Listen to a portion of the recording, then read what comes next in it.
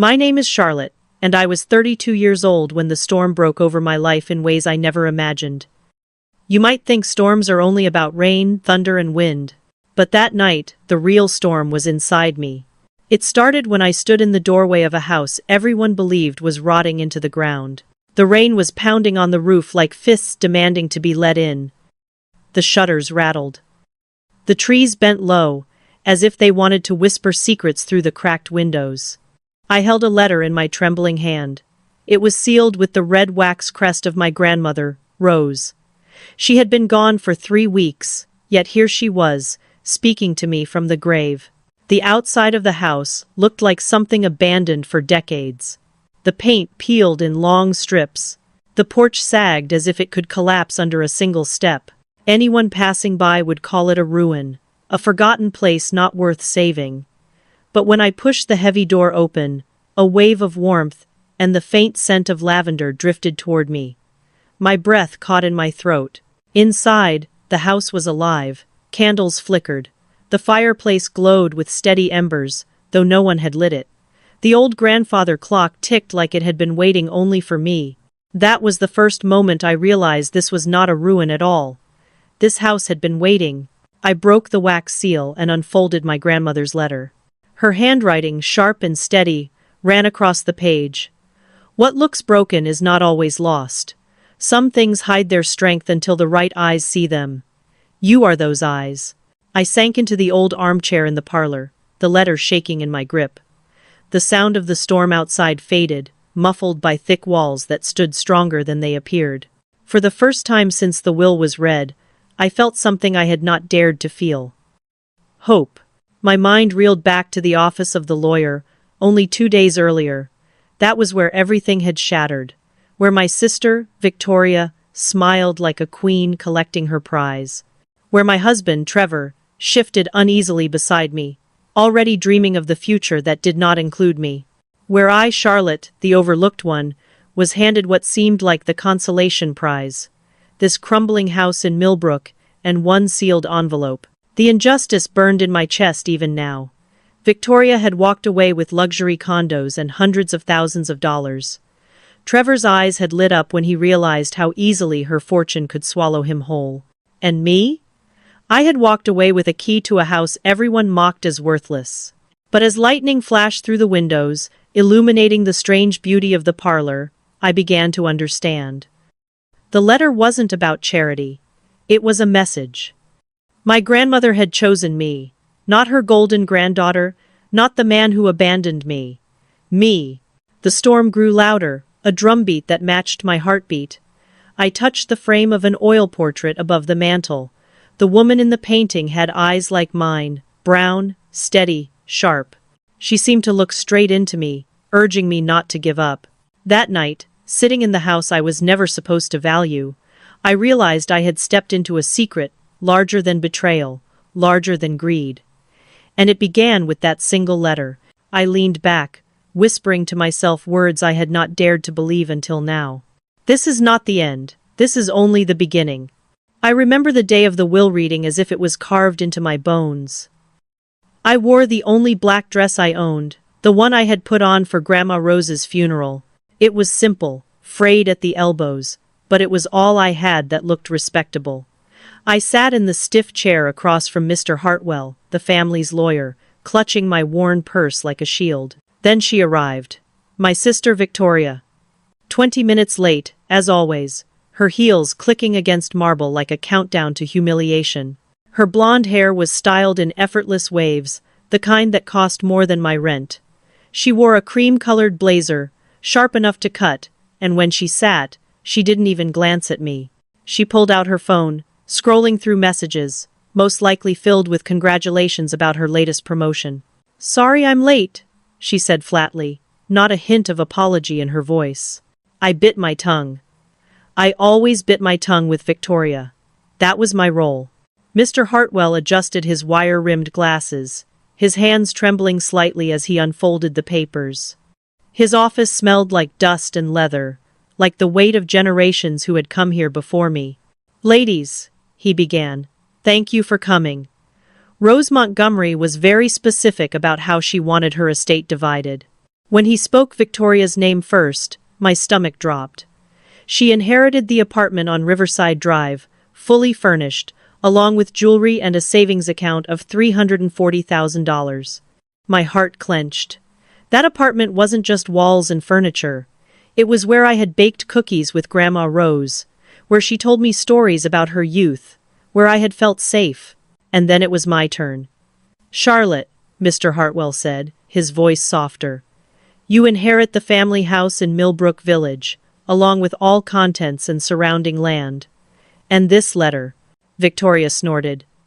"The old dump in the middle of nowhere? Perfect." She stood and smoothed her skirt, her smile dripping with mockery.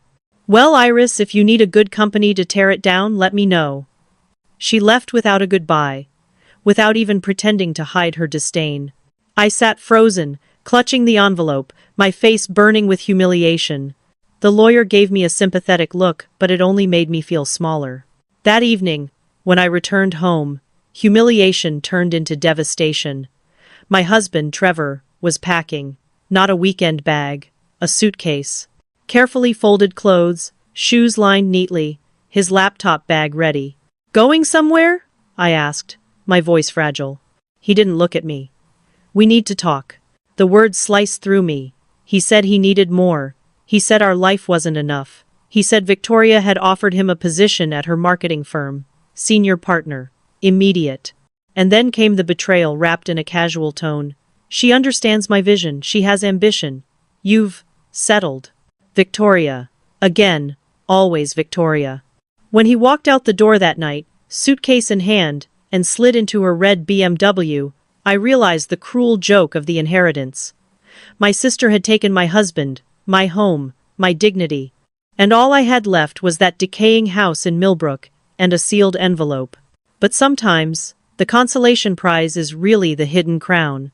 Before I take you deeper into this storm, let me ask something from you. If you are still here, listening to my voice, it means this story has gripped you. Take a second to subscribe and join this community. Tell me in the comments which country you are watching from. Knowing we are connected across the world gives strength to stories like mine. Because what happened next, no one was prepared for it. I drove to Millbrook Village in a truck that rattled with every mile, a 15-year-old Ford with rust creeping along its edges. It was the first thing I truly owned since college, and the weight of that independence felt strange in my hands. Leaving the city behind, the landscape grew lonelier with every turn. Suburbs faded into farmland. Farmhouses gave way to fields that stretched like empty seas. It felt less like a drive and more like a descent into another century. The directions Mr. Hartwell gave me were written on yellowed paper, not a GPS route. Turn left at the dead oak tree. Continue past the abandoned gas station.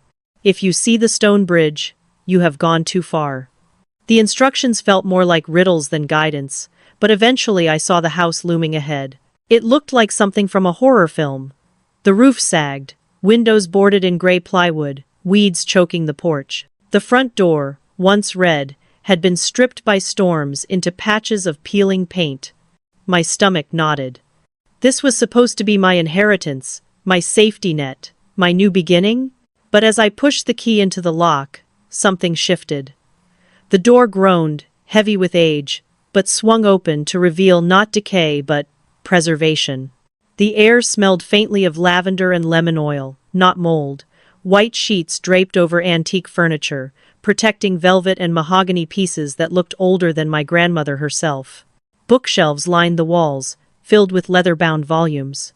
A fireplace stood proud with a stone mantel, and above it, a portrait of a woman who looked like me stared down with steady green eyes. The envelope burned in my pocket. With trembling fingers I tore the red wax and unfolded Grandma Rose's final words. "Charlotte, you think Victoria won. She inherited what glitters. You inherited what endures. This house has been guarded for 4 generations. Built not as a farmhouse but as a sanctuary. Victoria's strength is the kind the world rewards. Yours is different. You see people as they are. That will be your weapon. The house is maintained by a trust Victoria never cared to learn about. In its rooms are answers you have not yet thought to ask. Go to the basement. Behind the wine rack, You will find the door. That is where your true inheritance begins. I read it 3 times, my heart pounding harder with every word. A trust, a sanctuary, secrets. My grandmother had orchestrated all of this. While Victoria gloated over apartments and bank accounts, she had unknowingly walked into a trap, and I was standing at its center. Lightning struck outside, illuminating the portrait. The woman's eyes seemed to dare me to go further. I whispered into the silence. "All right, Grandma. I'll play your game." I moved through the house, each creak of the floorboards echoing like a countdown. Behind the kitchen, hidden by a faded curtain, I found a door leading down. The wooden stairs were narrow, but sturdy, lit by motion sensors that flickered on as I descended. My pulse raced. I expected cobwebs, dust, old furniture. Instead, I found an underground study. Persian rugs on polished floors, walls lined with filing cabinets and shelves of books. A massive desk in the center, every inch organized. And there, just as the letter said, a towering wine rack built into the wall. I touched one bottle, and the entire rack shifted on hidden hinges. The wall opened like a secret kept for decades. Inside was not just a room. It was a war chest. Files labeled with names I recognized from the city. Judges, business leaders, politicians. Each folder thick with photographs, transcripts, financial documents. Evidence of corruption that could topple entire careers. And one file thicker than the rest, labeled with a name that made my breath stop. Victoria. This wasn't just an inheritance. This was a weapon. The folder with Victoria's name sat heavy in my hands, thicker than any law book I had ever touched. My breath caught as I opened it. Inside were photographs of her slipping into hotel rooms with married executives, transcripts of conversations where she bragged about stealing clients, and bank statements linking her to shell companies that siphoned off her competitors' profits. But it was the section labeled Trevor that made my stomach turn. My husband, no. My ex-husband hadn't fallen into Victoria's orbit by accident. She had courted him for 2 years. The file documented every step. Business conferences she accidentally attended. Late-night drinks disguised as professional networking. Whispered conversations about his frustrations with me. Every moment was planned. She hadn't just stolen him. She had groomed him like an asset, knowing it would break me when she finally took him. There was even a recording. My sister's voice was crisp, cold, unmistakable. Taking Trevor will break her completely. She'll disappear, fade away. She won't be around to make me look bad anymore. I slammed the folder shut, my nails biting into my palms. My own sister hadn't wanted Trevor out of love. She had wanted him as a weapon, and my marriage had been the casualty of her strategy. At first, the rage boiled so hot I thought I might tear the entire study apart. But then another emotion rose in me. Clarity.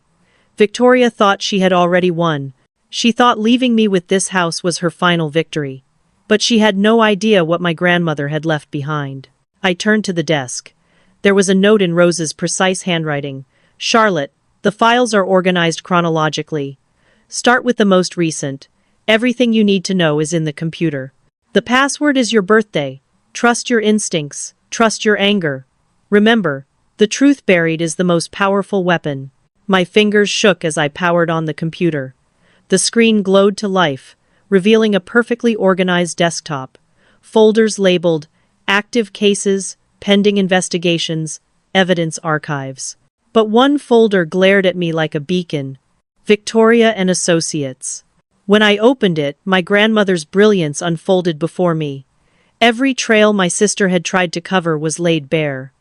Every crime she thought invisible had been captured and catalogued.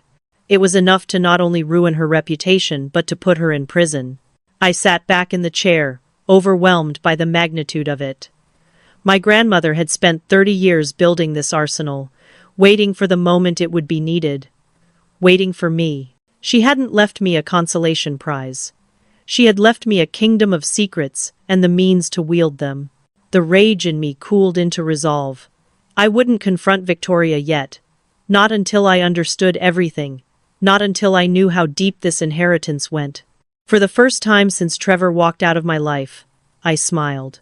Victoria thought she broke me. She thought I was weak. But she had no idea she had just created her greatest threat. The following morning, I sat at the old oak desk, the glow of my grandmother's computer bathing my face in pale light. I scrolled through file after file, each more damning than the last. Judges on the take. Doctors falsifying surgeries to inflate their incomes. City officials signing away land rights in exchange for quiet payments slipped into offshore accounts. For 30 years, Grandma Rose had been building an empire of truth, waiting for the right hands to unleash it. And then, buried deep in a folder marked network, I found her blueprint. Draft emails already written, each one addressed to reporters, FBI agents, prosecutors, each one customized with evidence attached, ready to be sent with a single click. My grandmother hadn't just collected secrets, she had created a distribution system, a machine designed to detonate slowly, wave after wave. First, the journalists. Headlines would ignite suspicion, planting seeds of doubt. Second, the federal investigators. They would freeze accounts, audit taxes, interrogate business partners. Third, the prosecutors. Indictments, trials, convictions. And finally, the public humiliation, the scandals plastered across every blog, every newsfeed, every whisper, in every boardroom. It wasn't just revenge, it was justice, methodical and merciless.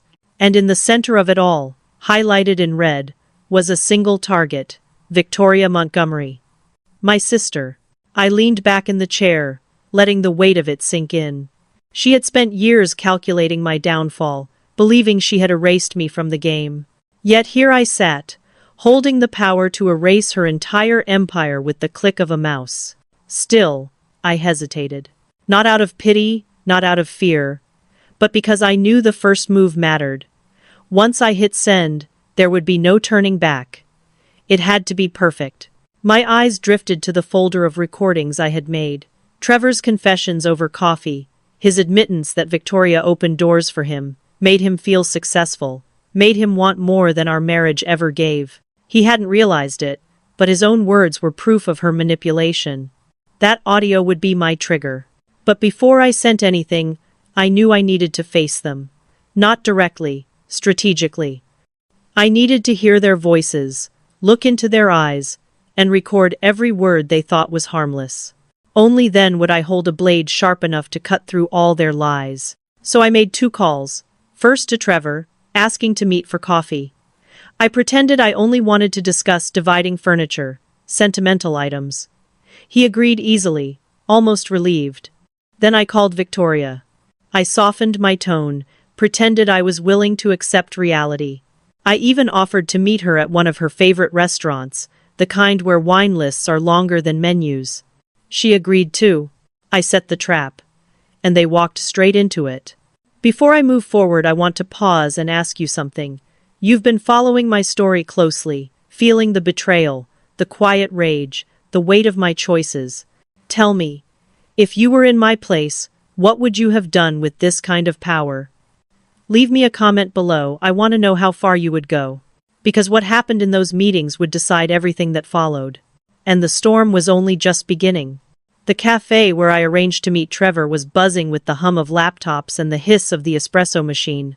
Students hunched over textbooks, business people clutched their paper cups, and I chose a corner table at the back, where the noise would swallow our words, but my recorder would still catch every syllable. I slipped the device into my purse, tested it once with a cough, and waited. He walked in exactly on time, as if punctuality could erase betrayal. His shirt was crisp, his hair carefully combed, his shoes polished, small signals that he was trying to look like a man who had leveled up in life. But when his eyes met mine, there was hesitation, almost guilt. Almost.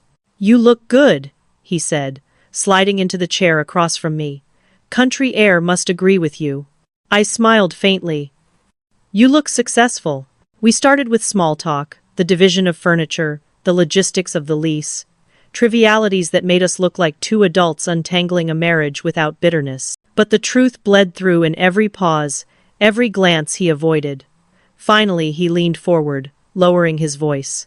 "I need you to know something. What happened with Victoria? It wasn't planned. I activated the recorder with a gentle tap. Wasn't it? He sighed, running a hand through his hair, a nervous gesture I knew too well. She reached out for advice. Business strategies, client management. She said she valued my perspective. It felt good, like someone finally saw my potential. I nodded, feeding him the space to speak. And then? And then she invited me to events, conferences, networking opportunities. She opened doors I didn't even know existed. I thought it was harmless. But one night, over drinks, something shifted. We realized we saw the world the same way. Ambition, drive, the need to be more than comfortable. His eyes flicked toward me, almost apologetic. You wanted security, I wanted success. She offered me both. Each word confirmed my grandmother's files. Each phrase was a nail in the coffin of his innocence. He had been played like a violin, and he thought he was conducting the symphony. I tilted my head. Tell me, Trevor, do you think she wants you for you? Or for what you can give her? His jaw tightened. That's not fair. Maybe not, I said softly. But answer me anyway. Silence stretched between us, broken only by the clink of spoons in coffee cups around the room. He finally spoke, his voice low, defensive. She sees potential in me that you never did. There it was, the confession I needed. I turned off the recorder in my purse, though he never noticed. I smiled gently, the kind of smile he once mistook for surrender. I'm glad, I said. I want you to be happy, Trevor. Truly. He looked startled, maybe even touched. But he didn't see the steel behind my words. He didn't realize I already had everything I needed. When I left him sitting there, staring into his half-empty cup, he looked uncertain for the first time, and that was enough. The next meeting would not be with a man caught in someone else's snare. It would be with the spider herself. My sister. And she had no idea how carefully I was weaving my own web. The restaurant my sister chose was the kind of place where menus were bound in leather, and the waiters whispered as if they were guarding state secrets. Meridian, perched high above the city, offered sweeping views of glittering towers and endless traffic below. Victoria always loved altitude, as though sitting above everyone else proved she was destined to rule. I arrived 5 minutes early, but of course, she was already there. Her blazer was cream-colored, her jewelry delicate but expensive, and her smile polished to perfection. When she hugged me, I caught the scent of her perfume, sharp, floral, calculated. You look wonderful, she said, as if my survival were some sort of compliment to her. Country living suits me, I replied, sliding into my chair with practiced calm. The waiter poured wine for her, water for me. She enjoyed the performance of wealth, while I focused on the performance of patience. For the first few minutes, we danced around trivialities, weather, food, polite chatter that barely masked the tension humming between us. Finally she leaned forward, her fork tapping lightly against her plate. So, tell me about the house. You said it's not as bad as we thought? I smiled.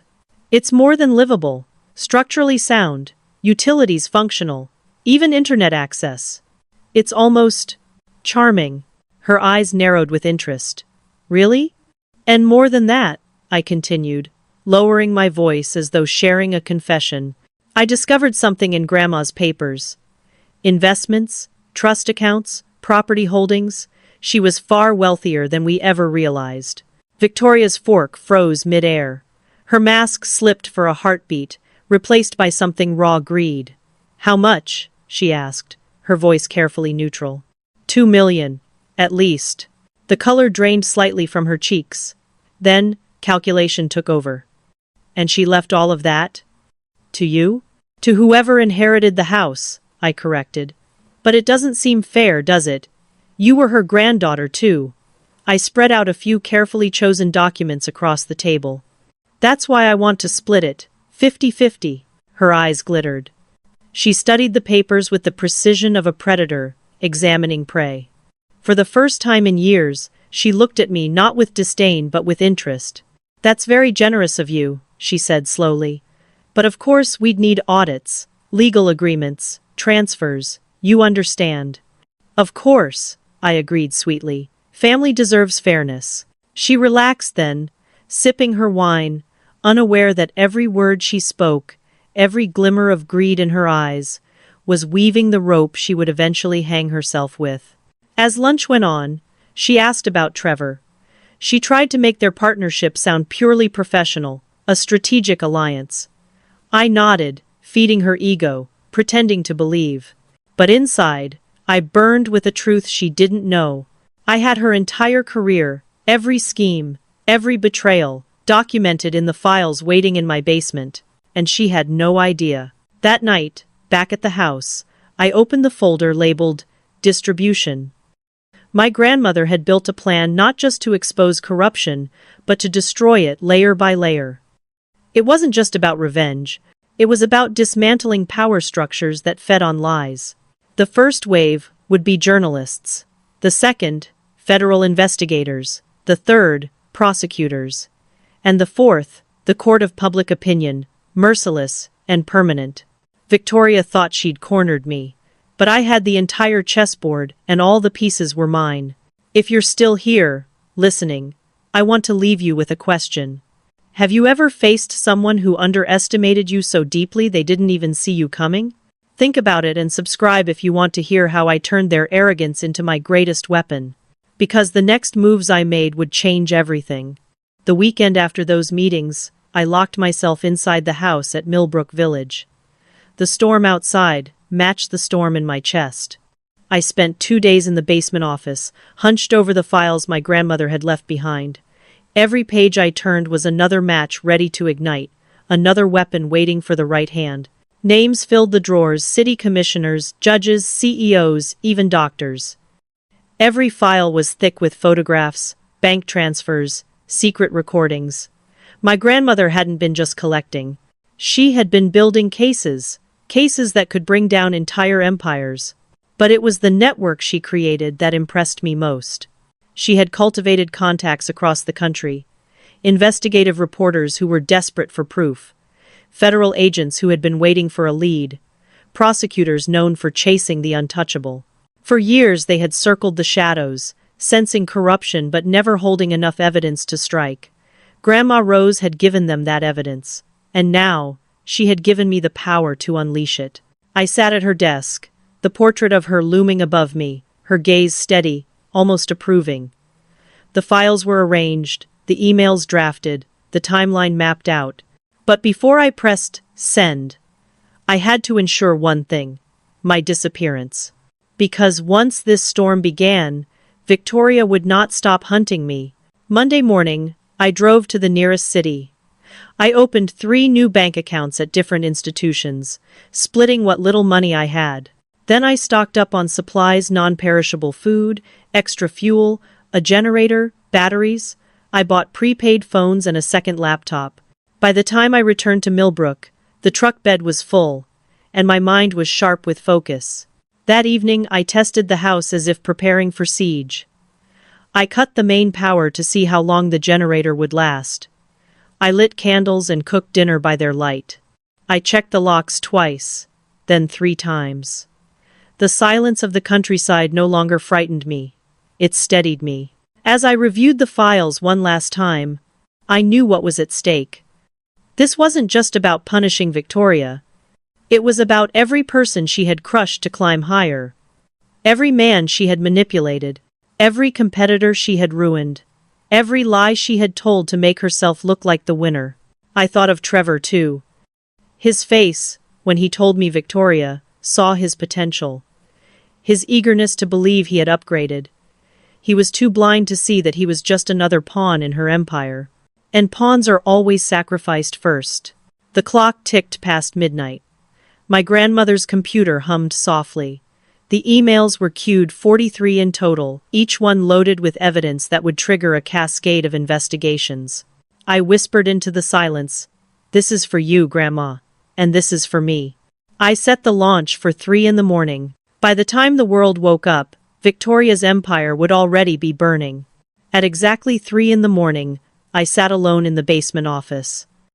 The lamp on my grandmother's desk cast a golden circle of light, and her portrait stared down at me with that same unyielding gaze. My finger hovered over the keyboard. One click, and the storm would begin. I took a deep breath.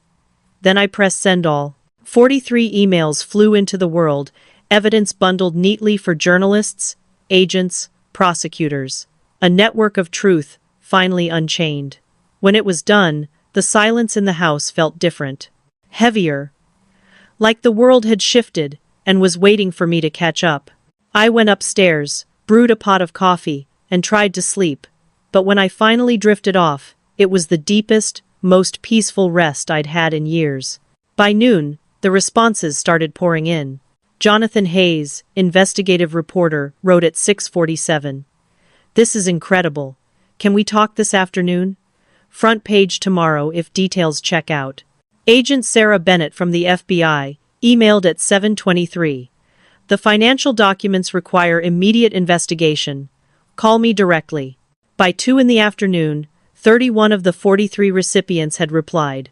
Urgent, eager, hungry. The trap was springing exactly as my grandmother planned. And then, the call I had been waiting for. Victoria. She rang my old number 14 times, left 7 frantic voicemails. Then, somehow, she got my new number and tried again. When I didn't answer, she resorted to email. "Iris, I need to talk to you immediately. There are serious problems with your inheritance. Don't speak to anyone until we discuss this." I deleted it without a second thought. That night, articles began surfacing online. Not about Victoria, not yet. These were about corruption in city planning, contracts rigged for decades, kickbacks caught in black and white documents, headlines my grandmother had predicted word for word. By the next day, the wave grew larger. The Herald Tribune ran Hayes's article front and center. Multi-million-dollar tax evasion scheme uncovered in local business community. It didn't name Victoria, but anyone in her circle would recognize the companies involved. Thursday afternoon I got a call I wasn't expecting. "Trevor." He sounded panicked. "Iris, what the hell is going on? The FBI came to Victoria's office today. Reporters are calling her clients. Her accountant says the IRS wants 3 years of tax returns. They're treating her like a criminal." I let him rant before I spoke softly. "If she hasn't done anything wrong, she has nothing to worry about." He was quiet for a moment, then his voice cracked. "Please, if you know something, you have to tell me. She's unraveling. She hasn't slept. She thinks someone's spying on her. She's terrified." I wanted to laugh at the irony. Victoria had spent years making me feel exactly that way, paranoid, small, disposable. Now the tables had turned, but instead I asked him a question. "Trevor, do you think she ever really wanted you, or just what you could give her?" Silence. Then a broken whisper. "I don't know anymore." I hung up, staring at the ceiling. The trap was working. But the weight of it wasn't light. Trevor might not have been the mastermind, but he had chosen her. He had chosen to betray me. And choices always have consequences. Let me pause and ask you something. If you were in my shoes, would you let Trevor drown with her, or would you try to pull him out? Leave me a comment. Tell me honestly. Because in that moment, I wasn't sure what kind of justice I wanted for him, or for myself. The storm was only halfway through. The next wave would strike harder than any of them expected. Friday morning, the headlines screamed louder than thunder. Local marketing executive under federal investigation for fraud. Ambition or corruption. The fall of a rising star. Victoria's name was there now, bold and undeniable. The details weren't just whispers, they were facts. Bank statements, recorded calls, photos of her sliding into hotel rooms with married executives. The world was finally seeing her for who she was. By the afternoon, her empire began to collapse in real time. Clients terminated contracts, investors pulled out, her accounts were frozen, and her so-called partnership with Trevor disintegrated overnight. That evening, my phone rang again. When I answered, it wasn't panic, I heard it was rage. "You destroyed me," Victoria hissed. Her voice ragged, almost unrecognizable. I held the phone steady. "I didn't destroy you. I just showed the world who you really are. You planned this, she spat. The lunch, the fake generosity, the way you pretended to accept Trevor, all of it, you played me. Yes, I said calmly. Because you needed to understand what it feels like to be outmaneuvered. What it feels like to lose everything you thought was untouchable. There was silence on the line, broken only by her uneven breathing. Then her tone shifted colder, sharper. Do you realize what you've done? You haven't just ruined me. You've ruined Trevor too. His career is over. His name is mud. He'll never recover. Her words hit a nerve. For the first time, doubt flickered inside me. Trevor had been weak, selfish, easily manipulated, but he hadn't masterminded this. He had been her pawn, just like so many others. Did he deserve to be crushed under her downfall? I took a breath. Trevor made his choice when he walked out with you. Actions have consequences. You sound just like me, she sneered. Pretending you're different, but deep down, you're the same. You destroy people when it suits you. No, I whispered, steady as stone. I learned from you. But I am not you. There's a difference. The line went quiet. For a moment, I thought she had hung up. Then her voice returned, smaller, almost broken. What happens now? Now you face the consequences of your own actions, I replied. Prison, ruin, silence. You brought this on yourself. She didn't respond, and the line went dead. I set the phone down, my hands trembling. The storm was no longer outside me, it was inside, tearing through the doubts and the what-ifs. Was I becoming like her? Was this justice? Or was it revenge? I walked upstairs, into the kitchen that once felt like exile, and now felt like command. The silence of the house wrapped around me. For the first time, I realized I wasn't running anymore. I was standing. Stronger than I had ever been. Victoria thought she broke me. But she had only built me. And now, she was nothing more than the ashes of her own fire. 6 months passed like a slow tide reshaping the shore. By then, Victoria had been sentenced to 4 years in federal prison, tax evasion, money laundering, conspiracy. Her empire was rubble, her name a warning whispered in boardrooms. Trevor, though spared criminal charges, was no longer the man who once strutted with her at his side. He moved to another state, taking a job as a sales manager at a small company that had never heard the name Victoria Montgomery. I stayed in Millbrook. The house that once felt like a punishment had become my sanctuary. The roof was repaired, the plumbing updated, the walls painted in warm tones that caught the sunlight. Outside, I planted a garden where weeds once ruled. Each morning, I watered it with steady hands, as if every sprout pushing through soil was proof that life could grow again out of ruin. But one afternoon, the phone rang, and Trevor's voice filled the line. It had been months since I'd last heard him. I understand now, he said, his voice quieter, older. What she did to you. What she was doing to me. I see it clearly. I'm glad, I replied simply. He paused, then added, and I don't blame you for what happened to her. She made her choices. I waited, sensing the weight of words unsaid. Then he delivered the blade. But I do blame you for what happened to me. My breath caught. What do you mean? You could have destroyed her without destroying me, he said, his voice trembling with anger or grief, I couldn't tell which. You knew I'd lose everything tied to her. And you let it happen anyway. You chose it. Silence stretched. He was right in one way. I had seen the collateral damage, and I hadn't stopped it. Finally, I answered, my voice calm. Trevor, you chose her. You walked away from me. From us. You decided that ambition mattered more than love. Actions have consequences, even when we don't see them coming. You knew, he whispered. You knew I'd fall with her. Yes, I said softly. Because you needed to learn. Because you needed to understand that betrayal has a price. That I was not just an obstacle you could step over on your way to her empire. I was a person. And now you know what it feels like to lose everything for someone else's game. He didn't answer. The line clicked dead. I stood there for a long time, the phone cold in my hand. For the first time, I didn't feel broken by his words. I felt complete. He wanted me to carry his blame, his regret, his failure. But I wouldn't. That weight belonged to him. That evening, I sat in my grandmother's chair, watching the sun bleed across the horizon. The house around me was no longer a ruin, no longer a curse. It was alive. It was mine. And it whispered one truth over and over again. I was no one's victim anymore. 2 years after I first set foot in that house, the transformation was undeniable. The basement office, once a hidden archive of secrets, had become a fully functional investigation center. The heavy desk was mine now, though I still kept my grandmother's note taped beneath its surface like a compass pointing me forward. The bookshelves brimmed with files I had created, cases I had cracked, clients I had helped.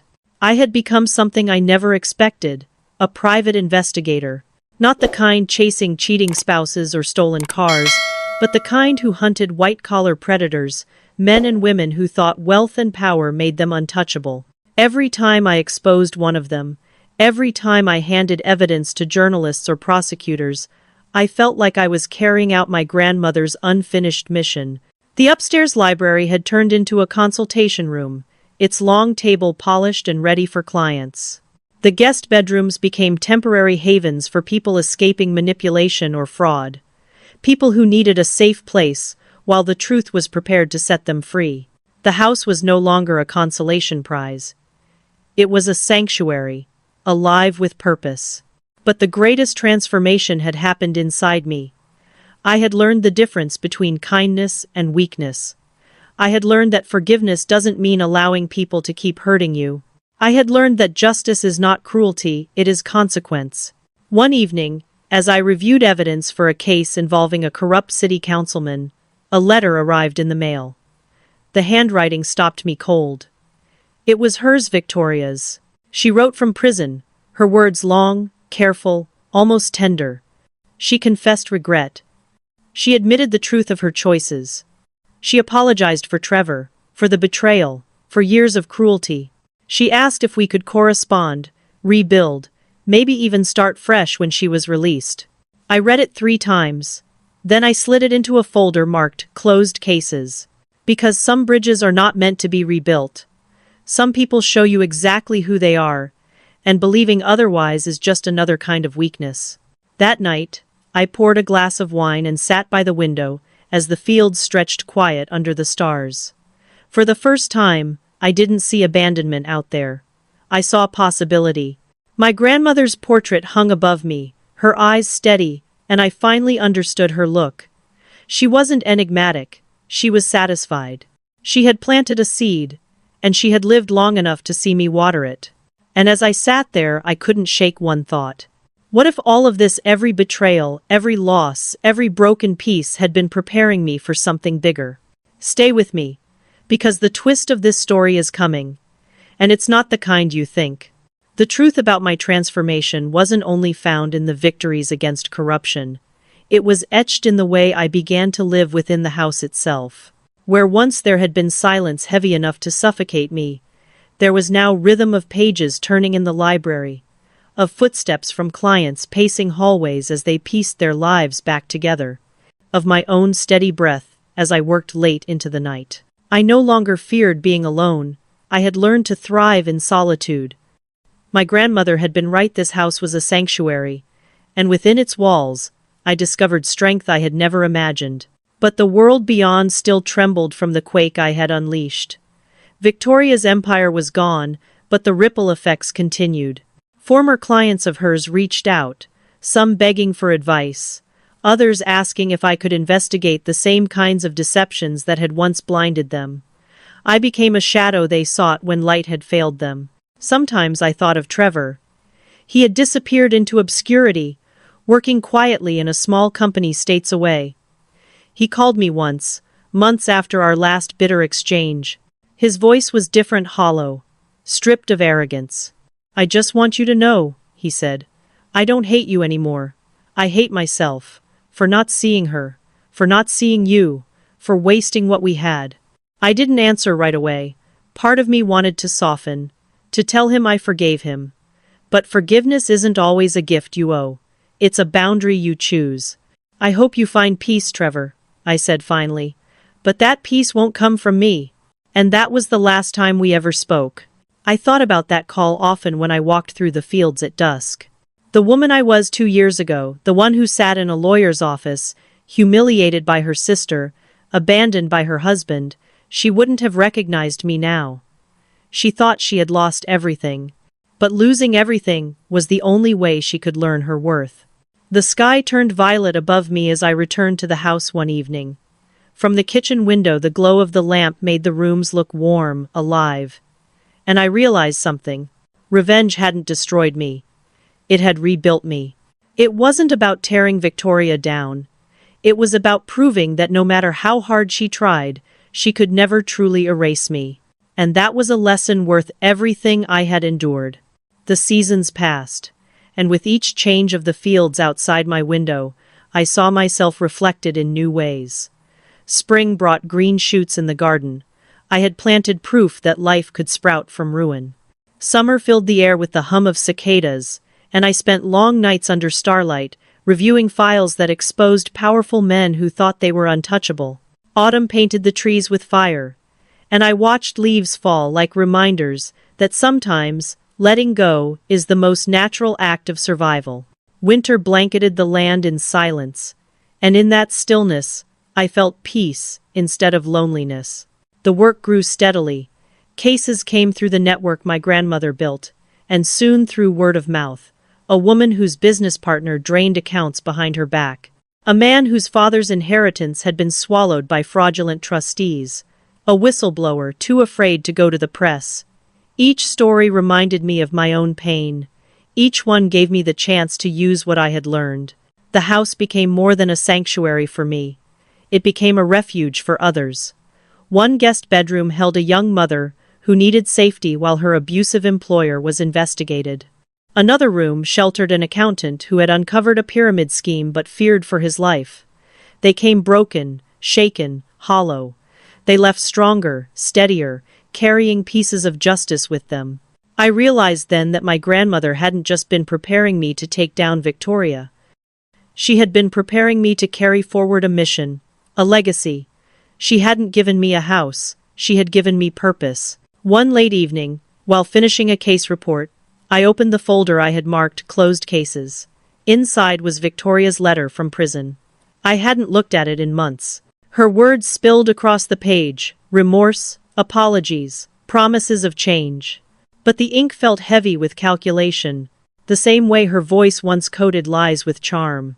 I closed the folder and placed it back in the drawer. Some wounds don't heal, some people don't change, and some bridges aren't meant to be rebuilt. Yet even with that finality, I felt no bitterness, only clarity. Justice isn't about revenge. It's about making sure harm cannot repeat itself. As I turned off the desk lamp and walked upstairs, I paused in the library. The shelves that once intimidated me now stood like soldiers by my side. And the portrait of my grandmother above the fireplace no longer seemed mysterious. Her eyes didn't look stern anymore. They looked proud. And in that moment, I understood the greatest truth she had left me. Strength isn't in what you inherit, it's in what you create when no one believes you can. The morning of Victoria's release came quietly. I read about it in a brief article buried beneath headlines of political scandals and celebrity divorces. Former marketing executive freed after serving 2 years of a 4-year sentence. No photos, no fanfare, just a line of text announcing her return to the world. I stood at the kitchen window, coffee warming my hands, staring out at the garden rows now ripe with tomatoes and herbs. For a moment, I wondered if she would come here, if she would knock on the door of the house she once mocked as worthless, asking for forgiveness or another chance. But the knock never came. Instead, 3 weeks later, a package arrived. Inside was a plain envelope containing another letter from her. She claimed she was working a modest job, rebuilding quietly, far from the city. She wrote of humility, of lessons learned in confinement. She wrote that she no longer sought revenge, only peace. I read it once, then folded it carefully and slid it back into the folder marked closed cases. I didn't need to respond. Some stories don't need sequels. Life at Millbrook went on. Clients came and went, each case another reminder of why I had chosen this path. My garden grew fuller, my library richer, my heart steadier. The house had become not just mine, but a symbol for every person who believed they were forgotten, discarded, or powerless. One evening, I recorded a message for those who had been following my journey, the same way I'm sharing with you now. I told them that betrayal does not define us. That family, even when it fails us, does not erase our worth. That justice, when we choose it, can be louder than any cruelty meant to silence us. And before I finish, let me ask you this one last thing. If you've stayed with me this far, share this story with someone who needs to hear it. Subscribe, not just to follow me, but to stand with me. Because stories like mine don't end, they ripple. As the sun dipped below the horizon, I closed the window and walked into the parlor. The fire glowed, the portrait of my grandmother watched, and I whispered words that felt like a vow. I am not what they tried to break. I am what survived. And in that quiet, I knew this wasn't the end of my story. It was only the beginning of the next. The seasons turned once more, and with them, the rhythm of my life grew gentler. The storms that once defined me had passed, leaving behind clear skies and soil fertile enough to grow something new. The house at Millbrook, once mocked as a ruin, now stood tall and alive, its walls filled with stories, its halls echoing not with loneliness but with resilience. I often sat in the garden at dusk, the air fragrant with lavender and thyme, listening to the hum of crickets. There, I would think of Grandma Rose. Her portrait still hung above the fireplace, but I no longer needed her painted eyes to remind me of her strength. I carried that strength in my own bones now. Neighbors had begun to know me, not as the woman left behind, not as the sister scorned, but as the quiet keeper of truth. Sometimes they asked for advice. Sometimes they simply stopped by with pies or jars of jam, their kindness weaving me into a community I hadn't known I needed.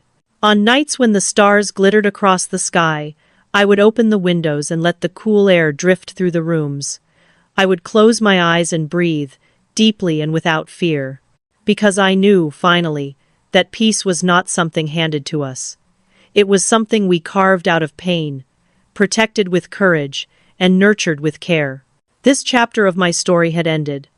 But life is full of chapters, each one waiting to be written. And as long as I held to the truth my grandmother left me, I knew I would face them not as a victim, but as the author of my own survival.